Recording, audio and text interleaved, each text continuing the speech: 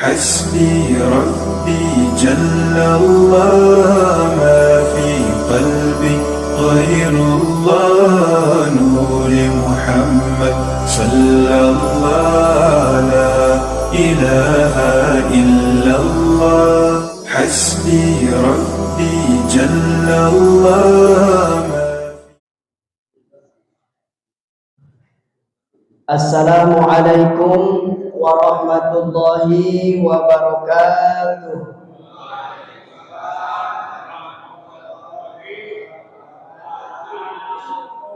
Bismillahirrahmanirrahim. Alhamdulillah nasta'inuhu wa nastaghfiruh wa na'udzu billahi min syururi anfusina ومن سيئات أعمالنا من يهده الله فلا مضل له ومن يضلله فلا هادي له أشهد أن لا إله إلا الله وحده لا شريك له وأشهد أن سيدنا محمدا عبده ورسوله لا نبي بعده أما بعد قال الله تعالى في كتابه الكريم وهو أصدق القائلين أعوذ بالله من الشيطان الرجيم بسم الله الرحمن الرحيم يا أيها الذين آمنوا اتقوا الله حق تقاته ولا تموتن إلا وأنتم مسلمون.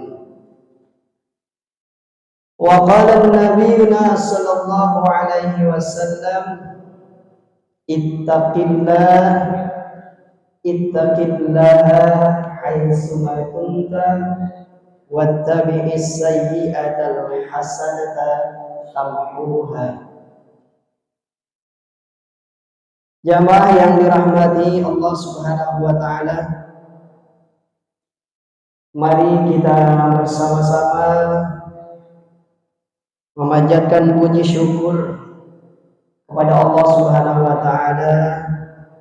Alhamdulillah, pada malam hari ini selepas kita melaksanakan dan menunaikan sholat Isya berjamaah, kita melanjutkan dengan kajian mingguan yang alhamdulillah Allah masih memperkenankan kita untuk sama-sama hadir, untuk sama-sama mengikuti kajian di masjid yang kita cintai ini. Semoga dengan hadirnya kita di majelis ilmu saat ini dan seterusnya senantiasa diberikan keberkahan oleh Allah Subhanahu wa taala. Salawat dan salam tentunya kita akan selalu sampaikan dan haturkan kehadiran junjungan alam baginda Nabi besar Muhammad sallallahu alaihi wasallam, kepada seluruh keluarganya, para sahabat-sahabatnya, para tabi'in, dan seluruh pengikut-pengikutnya. Insya Allah kita termasuk di dalamnya yang mendapatkan syafaatul ummah yaumil qiyamah. Amin ya rabbal alamin.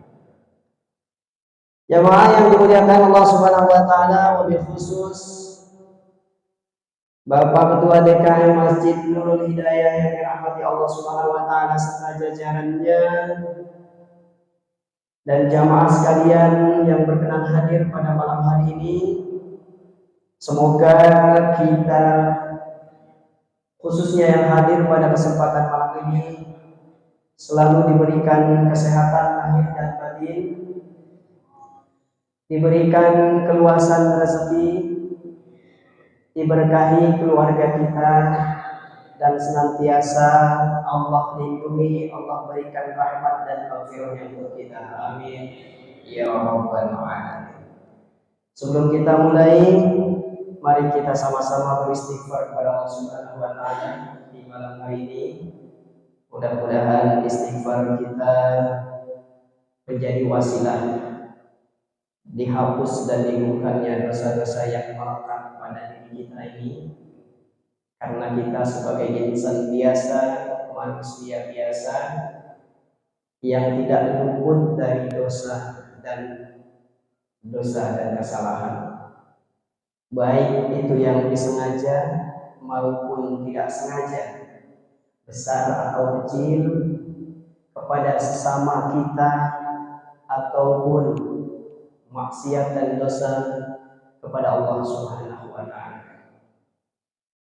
Astaghfirullah rabbal baraya, astaghfirullah minal khataya, Rabbi zidna ilman nafi'an wa wafiqna amalan maqbula wa hab lana rizqan wasi'an wa tub alaina tawbatan nasuha.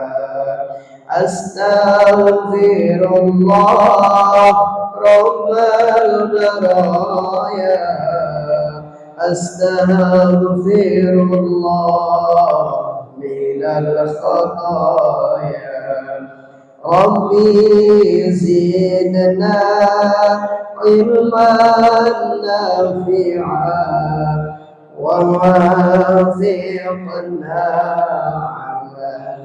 مقبولا وهب لنا رزقا واسعا وتب علينا توبة نصوحا. أستغفر الله رب البرايا، أستغفر الله من الخطايا، ربي زدنا علما نافعا ووفقنا عملا مقبولا وهب لنا رزقا واسعا وتب علينا توبة نصوحا.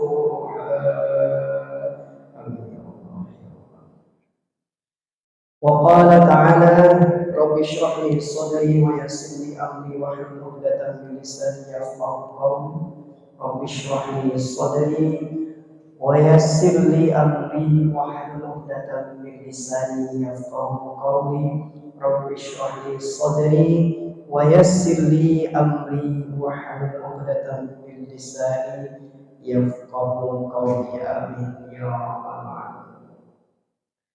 Jamaah sekalian yang dirahmati Allah Subhanahu wa taala, sekedar mengingatkan kita yang sedang duduk di masjid, mari sama-sama berniat untuk iktikaf. Mudah-mudahan segala kemalian kita, terutama iktikaf pada malam hari ini, sambil kita mengikuti kajian, semoga Allah memberikan pahala yang terbaik untuk kita semua. Amin ya rabbal alamin. Bismillahirrahmanirrahim. Jemaah yang dirahmati Allah Subhanahu wa taala,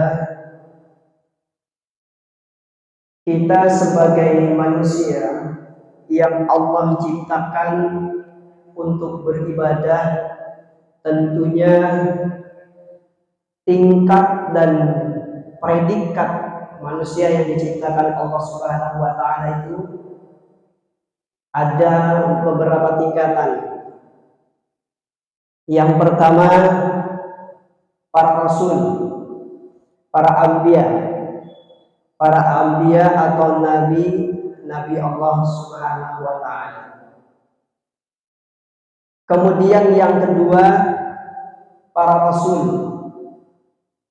Yang ketiga, para aulia Allah atau wali Allah Subhanahu wa taala.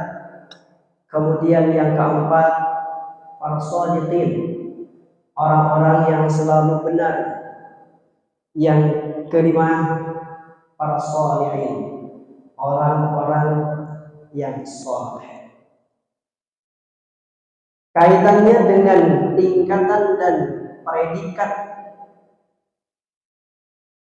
dari manusia yang diciptakan Allah Subhanahu wa taala, dari mulai nabi, rasul, kemudian aulia, sholihin dan sholihin.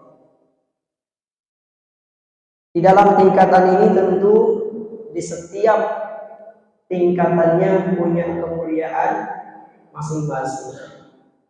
Dari mulai mulianya para nabi, para rasul, para wali-wali Allah, para sholihin dan para sholihin. Nabiullah, nabi-nabi Allah itu diciptakan oleh Allah Subhanahu wa taala.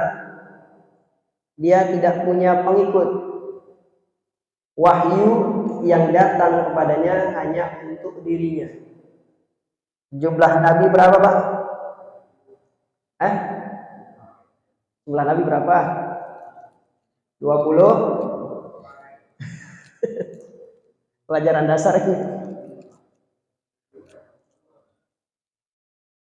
Sebentar, saya izin minum dulu ya.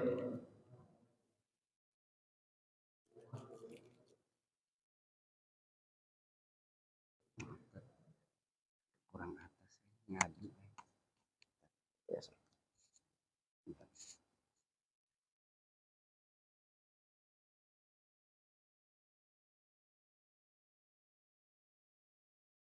Jumlah nabi yang diciptakan Allah Subhanahu wa taala dalam sebuah riwayat bahwa jumlahnya 124.000. 124.000. Jumlah rasul, sebagian riwayat jumlahnya sekitar 300 belasan. Di situ tidak disebutkan, ada riwayat lain menyebutkan 315. Bedanya nabi dengan rasul, kalau nabi diciptakan itu menerima wahyu, tetapi tidak wajib dia untuk menyampaikan wahyu tersebut, karena nabi nggak punya pengikut, tidak punya jamaah. Kalau rasul diberikan wahyu dan wajib menyampaikan wahyu tersebut, karena rasul punya jamaah atau punya pengikut. Baru rasul yang wajib kita ketahui 25, dari mulai Nabi Adam sampai Nabi Muhammad Sallallahu Alaihi Wasallam. Ini ya. Nah, untuk menjadi atau mengejar predikat Nabi itu sudah tidak mungkin, karena sudah ditutup oleh Nabi Muhammad Sallallahu Alaihi Wasallam. Cuman di Indonesia masih ada yang jadi nabi, ya, berkeliaran, tangkap polisi Indonesia hebat, nabi aja ditangkap. Nah, kemudian rasul, nabi dan rasul. Setiap nabi bukan rasul, tapi setiap rasul pasti nabi. Rasul juga sama, karena sudah ditutup tadi khatamil anbiya itu oleh Rasulullah SAW. Jadi tidak mungkin lagi ada rasul. Aulia Allah, wali-waliullah, wali-wali Allah. Ini juga kalau untuk kita orang biasa rasa-rasanya sulit ya, kalau tidak mendapatkan rahmat dan kehendak dari Allah Subhanahu wa taala. Jadi wali Allah itu juga di zaman sekarang ada tapi nggak kelihatan mungkin. Kemudian para shodiqin, orang-orang yang selalu di jalan yang benar. Dan terakhir orang saleh. Nah, di antara dua yang terakhir, Nabi di antara dua yang terakhir itu shodiqin atau sholihin. Nah, ini masih ada peluang besar untuk kita menjadi sholihin atau shodiqin. Dan shodiq ini adalah salah satu sifat daripada Rasulullah SAW di antara yang 4. Ya. Sidik, faqala, tabligh, amanah. Kalau untuk kita rasa-rasanya kita punya harapan dan peluang untuk mengejar menjadi sholih. Ya. Untuk mengejar menjadi sholih. Nah, jamaah sekalian, sholihin ini rata-rata atau mengartikan sholih itu dengan kata baik, dengan kata baik. Jadi secara umum makna dari sholih itu baik. Kalimat arti baik ini ada 4 gabungan kata atau gabungan yang dinamakan baik. Kalau keempat ini sudah bergabung, maka dia menjadi sholih. Yang pertama yang dimaksudkan baik ini di dalam Al-Quran surah Al-Baqarah itu ada namanya thayyib. Thayyib itu kaitannya dia diartikan baik. Kalau orang Arab, kaifa haluk, bagaimana kabarmu? Ana thayyib. Ya. Tapi kalau orang Indonesia thayyibnya nggak pernah pulang-pulang. 2 kali lebaran, 2 kali puasa nggak pernah pulang. Makanya dipiralkan oleh istrinya. Nggak pulang-pulang, nggak ngasih kabar lagi. Nah, thayyib itu baik. Kulu mimma razaqnakum fil ardi halalan thayyibah. Makanlah, kata Allah, dari anugerah karunia rezeki yang kuberikan kepada kalian yang halal lagi baik. Di thayyib ini artinya baik. Kaitannya kalimat thayyib ini berhubungan dengan jasmani. Jasmani kita baik, yang kita sebut dengan sehat. Jasmani kita baik sama dengan jasmani kita itu sehat. Baik itu dengan cara mengkonsumsi makanan atau dengan cara menjaga tubuh ini agar selalu sehat, olahraga. Nah, maka kita mengumpulkan sesuatu itu bukan karena keinginan, tetapi karena kebutuhan. Contoh, kita makan, selagi itu baik, sehat untuk badan, maka silakan makan.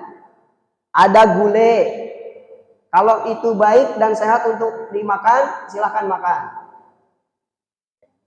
Ada sate kambing, kalau itu baik dan sehat kita makan. Nah, kalau orang kolesterol nggak bisa makan, maka itu nggak jadi baik berarti ya.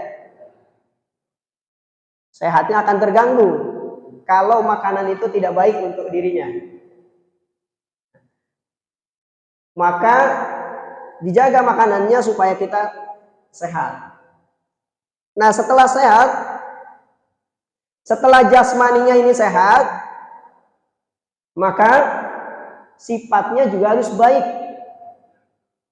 Sifat berhubungan dengan kal, itu yang disebut dengan khair.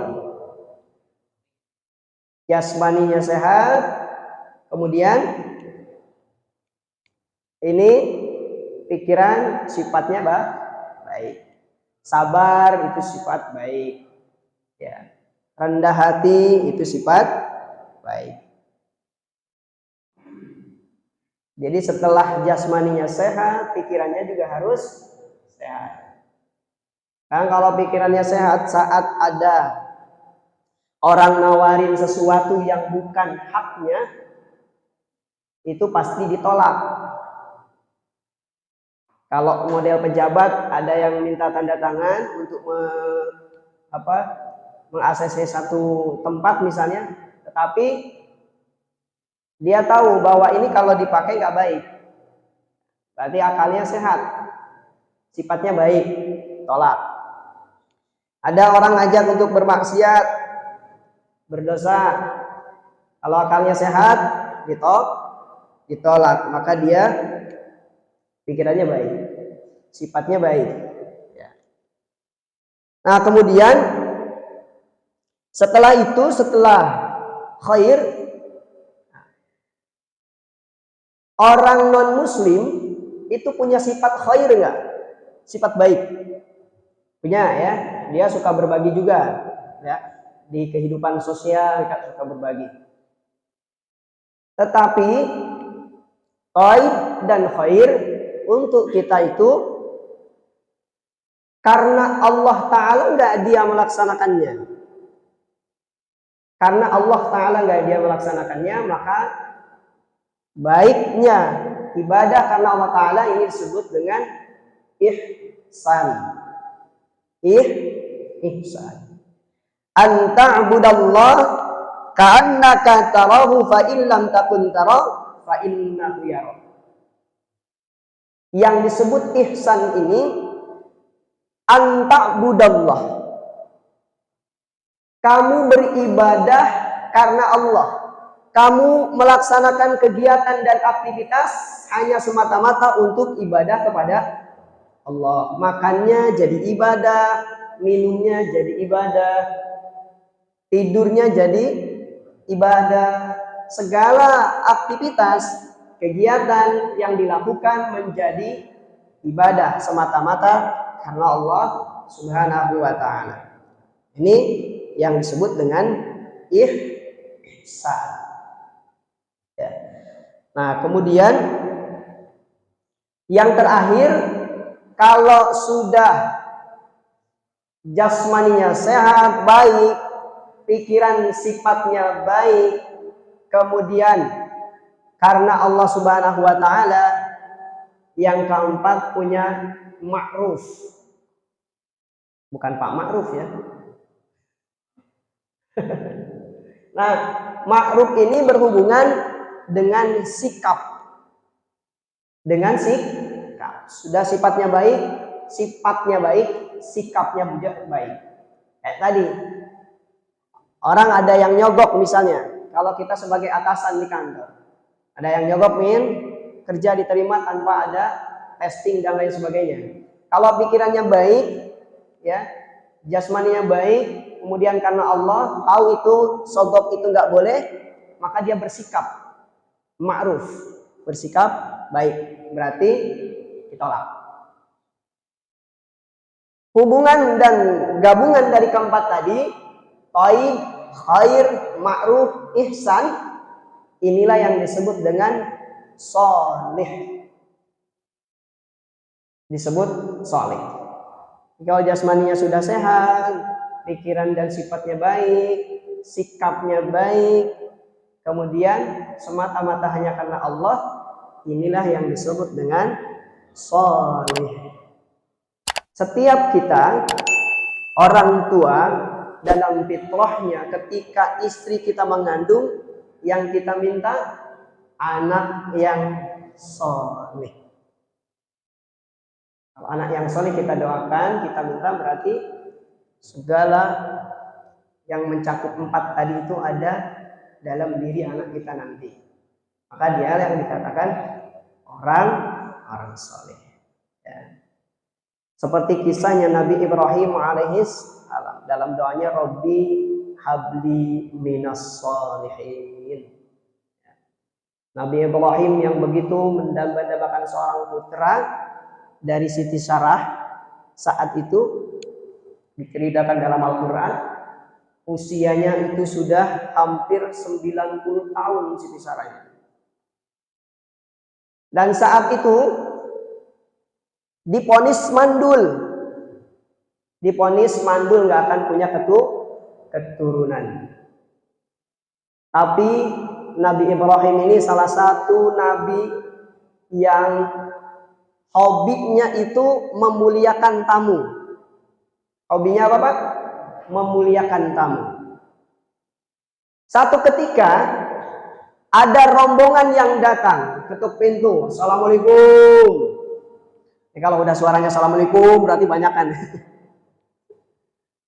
Ada beberapa orang di luar ngetuk pintu. Setelah itu Nabi Ibrahim buka pintunya, Waalaikumsalam. Kelihatannya asing nih kata Nabi Ibrahim. Pasti dari jauh nih, karena saya belum pernah melihat. Baru ayo masuk dulu lah. Singgah dulu di rumah saya. Masuk kemudian duduk. Setelah duduk ini Nabi Ibrahim datangin nyamperin istrinya Siti Sarah. Kalau bahasa kita mah di dapur ada makanan nggak buat tamu kita? Kata Siti Sarah, aduh di dapur lagi nggak ada makanan apapun. Ya sudah, Nabi Ibrahim karena beliau punya ternak lembu, anak sapi, beliau sembelih. Tamunya jam berapa datangnya? Jam 2, sekitar malam, jam 2 sampai jam 3. Tengah malam dia datang. Ini kira-kira kalau kita ke rumah, yang ketuk pintu jam 2, dibukain apa molor ini? Wah ini tamu jam segini, lagi nyenyak-nyenyak tidur, ganggu aja. Ya, Nabi Ibrahim enggak dibukain, karena beliau ini hobi memuliakan tamu. Dipotonglah itu, disembelihlah lembu tadi, kemudian dibuat gulai. Dibawanya Nabi Ibrahim di depan tamu disuguhkan. Nabi Ibrahim hanya melihat, dilihatin, ini tamu kok nggak dimakan-makan, nih gulai, dipelongin doang. Lihat ke atas, Nabi Ibrahim lihat ke bawah, kakinya nggak napak. Kalau kita ada tamu datang jam 2, kita persilakan duduk, dilihat kakinya nggak napak, kira-kira kabur. Ya. Nah, Pau jasa minhum jifan. Ini ketakutan Nabi Ibrahim sama seperti kita ya, karena manusia juga. Ketakutannya udah nggak bisa ngapa-ngapain. Orang di situ tamunya. Ya. Nah, itu yang dirasakan Nabi Ibrahim.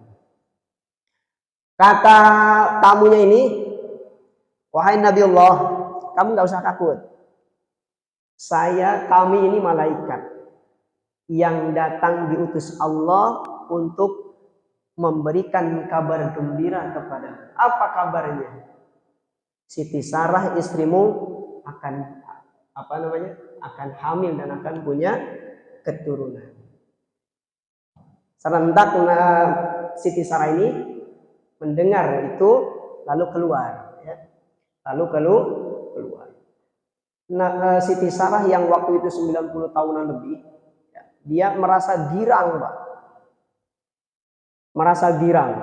Sambil menepuk ini, ya, kalau bahasa kita, betul ya saya akan punya anak.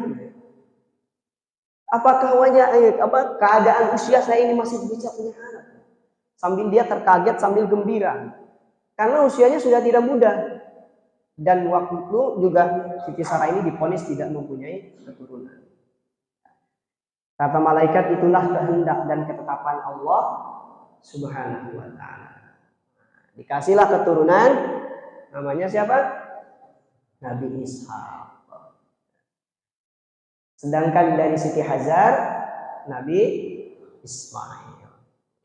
Jadi Nabi Ibrahim istrinya dua, Siti Sarah dan Siti Hajar. Nah, ya. Jadi itu bentuk kesolehan Nabi Ibrahim alaihissalam, juga diwariskan kesolehannya ini kepada anaknya Nabi Ismail alaihissalam. Ya, cerita dan kisahnya itu yang kita sering dengar pada waktu Idul Adha, ya, hari penyembelihan. Nah, kemudian jamaah rahimani rahimakumullah, jadi ketika gabungan antara thayyib, kemudian khair, ma'ruf, dan ihsan, maka jadilah sholih. Ya. Maka mudah-mudahan kita yang berada di sini tentu ya Pak ya, wabil khusus dijadikan Allah Subhanahu wa ta'ala seperti harapan kita menjadi orang-orang yang sholih. Amin ya rabbal alamin. Namun untuk mencapai itu tentunya harus banyak pengorbanan. Ujian pasti ada ya. Kalau kita mau berbuat baik ada aja penghalangnya. Nah, orang yang namanya dulu kan setan yang dulu menggodain Nabi Adam ya, sudah berjanji kepada Allah untuk selalu menggoda kita ya, manusia yang taat kepada Allah Subhanahu wa ta'ala untuk menjadi temannya di mana? Di neraka. Nah, maka bisikan setan ini yang harus kita jauhkan, harus kita lawan ya, sehingga kita senantiasa diberikan kekuatan untuk itu. Nah, kesolehan yang sudah ada pada diri kita, baik jasmani itu sehat, sikap itu baik, sifat-sifat juga baik, kemudian ihsan karena Allah Subhanahu wa ta'ala tentunya harus senantiasa dijaga. Harus senantiasa dijaga agar kita tidak terperosok, tidak terlena, ya, tidak tersesatkan oleh godaan syaitan. Dengan cara takwa diantaranya. Dengan cara menjalankan segala perintah Allah Subhanahu wa ta'ala dan menjauhkan segala larangan. Kemudian ini yang menjadi tema kajian kita pada malam hari ini, kesolehan yang ada pada diri kita harus senantiasa kita pertahankan dan istiqomahkan karena ada penyakit hati yang akan merusaknya, menjadi penggugur kesolehan kita. Di antaranya ada 5. Jika salah satu ini ada pada kita, maka kesolehan kita akan sirna, akan terhapus. Maka jangan sampai ya, yang 5 di antara salah satunya ini merusak kesolehan kita. Yang sudah kita bina, yang sudah kita berjuang untuk itu, maka kita pertahankan dan minta pertolongan kepada Allah Subhanahu wa ta'ala. Yang pertama adalah merasa betah. Atau betah itu apa ya? Nyaman. Merasa nyaman dalam kebodohan. Kebodohan yang dimaksud adalah bodoh dalam ilmu agama. Ya. Ini salah satu yang bisa merusak kesolehan kita. Merasa betah, merasa nyaman dengan kebodohan dalam agama. Ragiballahu kulla alimin bidunya jahilin bil akhirah. Allah Subhanahu wa taala mencela atau Allah tidak suka kepada setiap orang yang pintar dalam masalah dunia namun jahil atau bodoh dalam masalah akhirat. Kalau bahasa kita, pergi malam, pergi pagi, pulang malam. Kalau pedagang dagang 24 jam non-stop misalnya. Padahal kita sudah yakin bahwa rezeki itu ditakar, tidak akan tertukar, dan itu untuk kemaslahatan hidup kita sampai kita wafat. Nah, sedangkan al-jahlu ra'su kulli khati'atin. Ra'su kulli khati'atin. Sedangkan kebodohan ini adalah pangkal daripada setiap kesalahan. Pangkalnya kebodohan. Contoh kecil, kita kalau mau jadi pedagang, dagangnya misalnya dagang gorengan. Mau dagang goreng pisang misalnya. Tapi kita nggak tahu ilmunya bikin pisang itu kayak gimana. Harusnya pakai pisang, pakai terigu, ya. Kemudian dicampur air terigunya. Kemudian pakai apa? Garam misalnya sedikit atau apapun. Ilmu itu nggak tahu karena bodohnya dia tentang itu. Yang harusnya itu pakai pisang, ini bukan pakai pisang, pakai apa? Buah yang lain misalnya. Terus dia tawarkan sama orang, Bu, beli pisangnya Bu. Padahal bukan pisang. Kira-kira laku apa dicaci itu? Iya, dicaci. Nggak akan laku pisangnya. Jadi kalau kita bodoh dalam agama, maka itulah kesolehan yang akan terhapus dalam diri kita saat kita betah nyaman dalam kebodohan itu.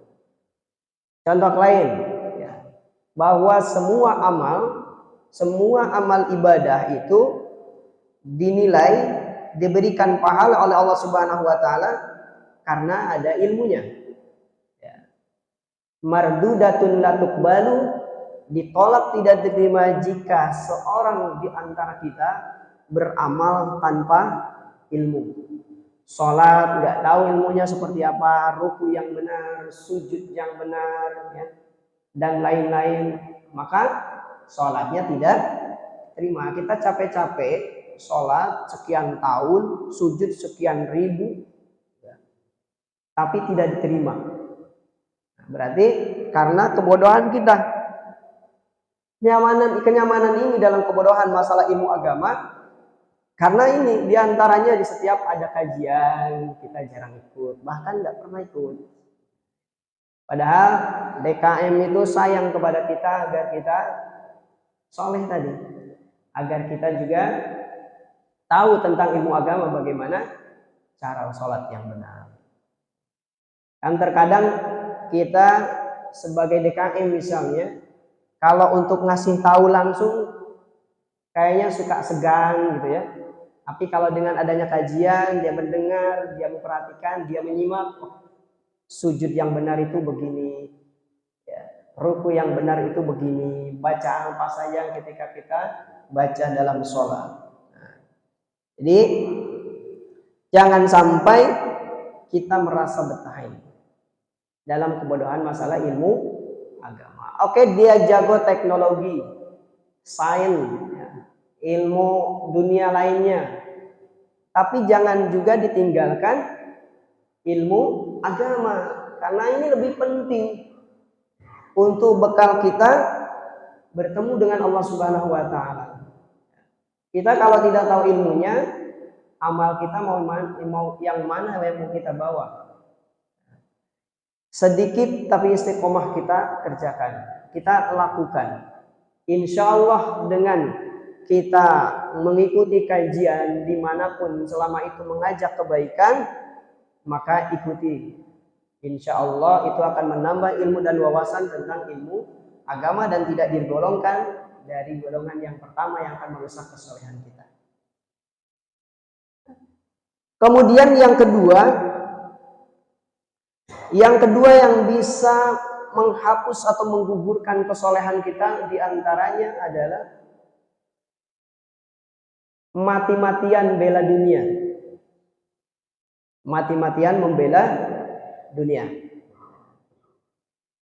Dunia yang kita sekarang ada pada diri kita, baik itu harta, jabatan, tenaga, ilmu pengetahuan, dan lain sebagainya, itu semua titipan. Yang hukumnya titipan itu pasti akan ada yang ngambil satu saat nanti. Dan kita yang dititipin ini nggak bisa marah, nggak bisa nolak. Kalau saatnya ada orang yang ngambil, ya kita harus kasihin karena miliknya. Jadi kita juga harus belajar filosofinya daripada tukang parkir. Ya kan? Tukang parkir itu ada Alphard, ada Innova, ada Fortuner. Saat pergi nggak nangis, ya bye-bye aja. Gini, goceng gitu. Dia pergi. Nah itu manhajnya tukang parkir. Jadi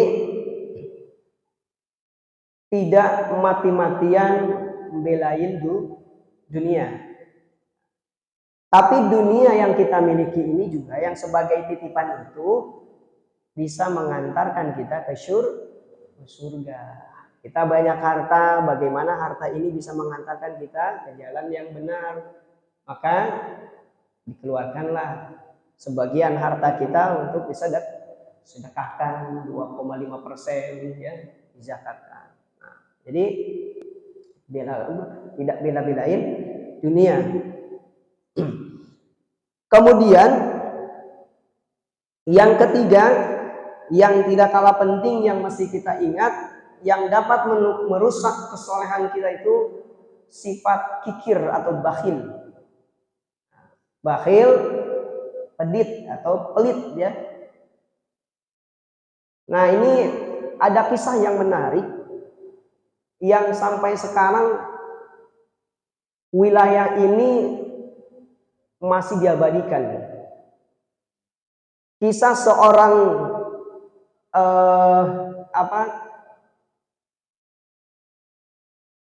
kisah seorang orang soleh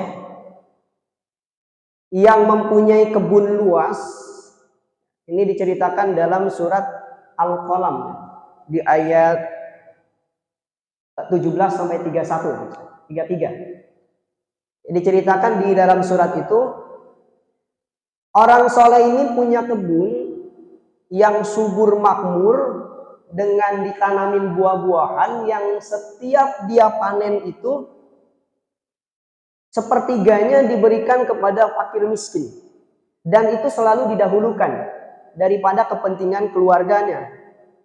Begitu panen ya, dia bakar hasil itu, bambu-bambu yang bekas panennya itu untuk menandakan bahwa dia sudah panen, dan masyarakat yang biasa menerima sedekahnya itu nyamperin. Setiap panen begitu, sepertiganya dia berikan kepada fakir miskin, sepertiganya lagi dia untuk konsumsi keluarganya, dan yang sepertiganya lagi dia simpan untuk modal kembali menanam. Kemudian orang ini punya anak 5. Begitu dia meninggal, kekayaannya ini berpindah tangan kepada anak yang 5 tadi. Satu anak di antaranya ini, jadi waktu dia sudah meninggal, orang tuanya ini, anak yang 5 ini kumpul. Anak yang 4, kata mereka, setiap kali panen ini semuanya menjadi milik keluarga. Tidak ada lagi diberikan kepada orang fakir miskin. Jadi ngapain kita capek-capek cari, capek-capek kita kerja, hasilnya diberikan kepada orang lain. Ini biasanya orang kikir seperti ini. Kita capek-capek kerja, ngapain diberikan sama orang lain. Nah, Yang satu, dia tetap ingin mempertahankan kebiasaan yang baik daripada almarhum ayahnya. Saya nggak mau. Saya akan tetap melaksanakan kebaikan yang pernah dilakukan ayah saya, sepertiganya kita berikan kepada fakir miskin. Nah, karena yang 4 ini bertolak belakang, terus diancam nih yang satu, bahkan mau dibunuh. Lama kelamaan nggak bisa, karena yang diserang 4 kalah juga nih. Akhirnya yang ikut. Ya. Satu hari pas waktunya tiba akan panen, kebun ini mereka merencanakan di malam harinya, besok kita akan panen pada waktu pagi yang masih gelap, tidak akan ada orang yang tahu. Setelah mereka merencanakan itu malam, akhirnya mereka tertidur lelap. Tertidur lelap, dan malam itu juga Allah Subhanahu wa taala membinasakan kebun yang begitu luas dengan hasil panen yang begitu melimpah. Allah hancurkan seketika. Ya. Akhirnya mereka bangun pagi hari mau memanen. Pas tibanya di kebun ini, ternyata kebunnya sudah warna hitam. Tanahnya sudah warna hitam, yang sekarang dikenal dengan tanah gosong. Itu ada di daerah Dorwan, daerah 20 kilometer sebelah timurnya kota Yaman. Nah, itu hitam, warnanya hitam kayak abu. Kalaupun ada orang yang nanam di sana, tanahnya bukan dari situ. Tanahnya tanah lain dibawa ke situ. Jadi tanah itu sudah dibinasakan oleh Allah Subhanahu wa taala. Bahkan dalam Al-Qur'an di surat Al-Qalam itu diceritakan kisahnya. Nah, ini bukti nyata daripada orang yang kikir, bakhil atau pelit. Jadi jangan sampai sifat ini ada kepada kita. Semoga Allah jauhkan. Nah, kemudian yang keempat diantaranya adalah sifat yang dapat atau yang dapat menggugurkan kesolehan kita ini. Diantaranya yang keempat adalah sifat ria. Ria ini menghapuskan segala bentuk amal ibadah. Al-amalu li ajlin nas. Amal karena manusia. Dan ria ini dalam kitab Sulamut Taufik disebut juga dengan syirkun atau syirik. Ya. Faman kana yarju liqa'a rabbih falyamal 'amalan shalihan wa la yusyrik bi ibadati rabbih ahada. Barang siapa yang ingin kembali kepada Allah, berjumpa dengan Allah Subhanahu wa taala, falyamal 'amalan shalihan, maka kerjakan amal soleh. Wa la yusyrik bi ibadati rabbih ahada, dan jangan memusyrikkan Allah Subhanahu wa taala dengan ibadah kepada siapa saja, pada apapun itu. Jadi yang dimaksudkan dengan riya ini sama dengan syirik. Syirik itu kan kita beribadah kepada selain Allah. Riya beribadah karena manusia. Artinya beribadahnya bukan karena Allah. Sama saja dengan syirik. Ini riya ini hati-hati, ya. Kita sering mungkin mendapati satu saat ada orang bersedekah, kemudian karena ingin pamer, ingin disebut namanya, nah, ya, tolong sebutin nanti ini dari saya ya. Biasanya kan kalau Jumat tuh suka diumumkan, ya. Nah, kecuali kalau DKM yang punya inisiatif, dia sedekah aja. Ini saya sedekah untuk masjid, minta doa kepada jamaah untuk orang tua saya yang sudah meninggal. Kemudian pada pengumumannya DKM menyebutkan namanya, ya, misalnya dari si Anu. Itu inisiatif DKM supaya apa? Karena bertujuan untuk yang lain supaya diajak atau termotivasi untuk bersedekah. Ada tujuan baik untuk disebutkan. Itu nggak masalah kalau seperti itu. Supaya termotivasi yang lain juga ikut bersedekah. Jadi ria itu diantaranya adalah ujub, ya. Nah, ini kemudian yang terakhir yang bisa merusak kesolehan kita adalah takabur. Takabur ini merasa paling kaya, merasa paling pintar, merasa paling baik dan lain sebagainya. Jadi dia merasa menganggap dirinya paling baik di antara yang lain. Maka kelima ini, salah satunya saja ada dalam diri kita, maka kesolehan kita itu akan terhapuskan. Jadi Bapak jamaah Masjid Nurul Hidayah yang dirahmati Allah Subhanahu wa taala, dari yang saya paparkan tadi terkait dengan kesolehan ini, yang gabungan dari poin yang 4 tadi, thayyib, khair, ma'ruf, ihsan. Mudah-mudahan wabil khusus kita yang ada di sini mendengarkan, menyimak dan meresapi daripada yang disampaikan ini. Mudah-mudahan Allah jadikan kita sebagai orang-orang yang soleh dan bisa menjaga kesolehan kita. Amin ya rabbal alamin. Dijauhkan dari segala yang merusak kesolehan kita. Banyak diantaranya yang 5 tadi disebutkan, salah satunya saja ada di dalam diri kita, maka kesolehan kita akan gugur. Na'udzubillah summa na'udzubillah. Semoga apa yang disampaikan walaupun tidak banyak memberikan manfaat dan faidah untuk kita semua, sehingga kita oleh Allah Subhanahu wa taala dijadikan orang-orang yang selalu taat kepada Allah Subhanahu wa taala, taat dari segala perintahnya baik yang wajib maupun sunnah, dan taat akan menjauhi segala larangan-larangan Allah Subhanahu wa taala. Amin ya rabbal alamin. Dan yang terakhir ini, sifat takabur ini adalah sifat warisan dari syaitan. Takabur itu tidak jauh dengan sombong. Seperti di surat Al-Qasas, kisahnya siapa? Kisahnya Qarun, ya.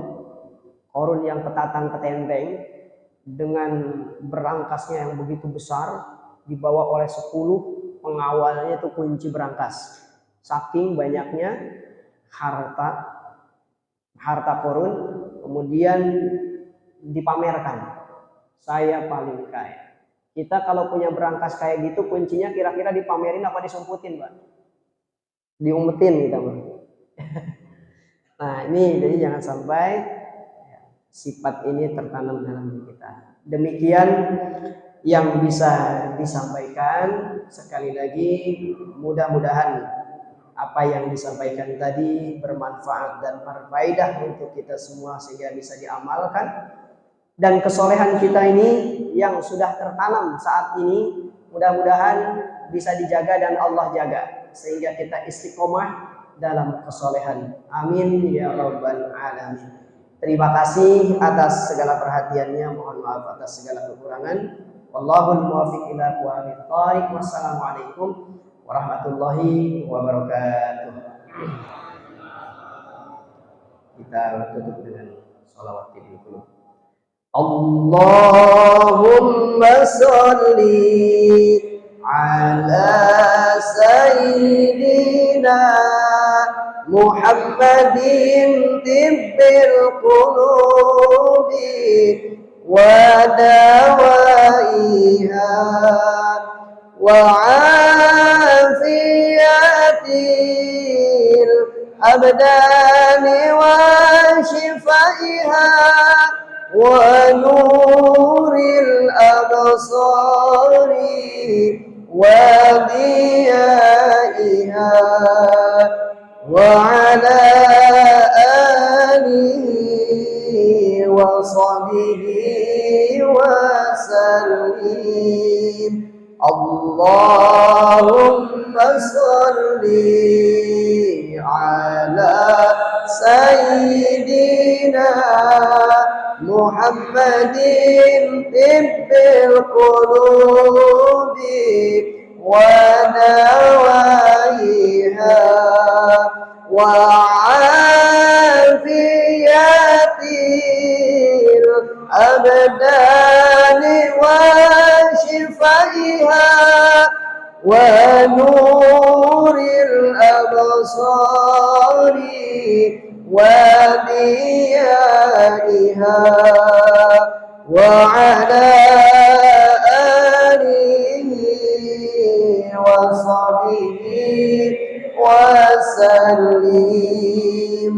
اللهم صل على سيدنا محمد طب القلوب ونواهيها وعافية الأبدان وشفائها ونور الأبصار وضيائها وعلى آله وصحبه وسلم. اللهم صل وسلم وبارك عليه.